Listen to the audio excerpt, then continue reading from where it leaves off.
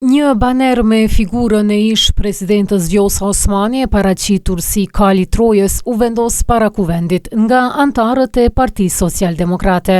Me këtë simbolik, PSD synoi të përcjellë mesazhin se rikthimi politik i Osmanit në lidhjen demokratike të Kosovës nuk është bashkim politik, por një marrëdhënie interesi që sipas tyre mund ta dëmtojë vetë LDK-n.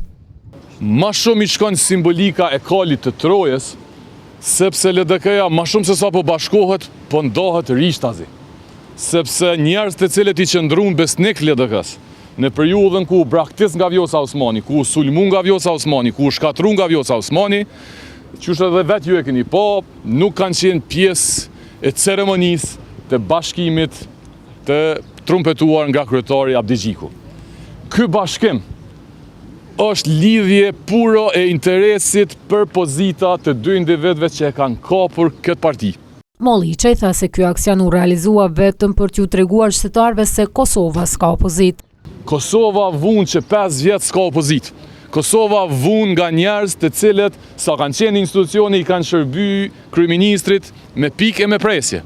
Dhe Kosova nuk e ka luksin, Kosova nuk guxon dhe nuk duhet të rizgjidh njerëz të cilët kanë plane për pozitat veta. Andaj sipas tij, PSD-ja po kërkoi të hyjë në kuvend vetëm si opozit. Për Partinë Social-Demokrate, e cila është e qartë dhe garon vetëm për ulset e opozitës.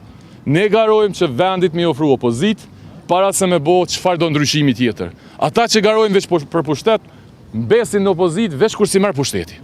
Kjo parti do të garojë në zgjedhjet e parakohshme me 6 kandidat për deputet.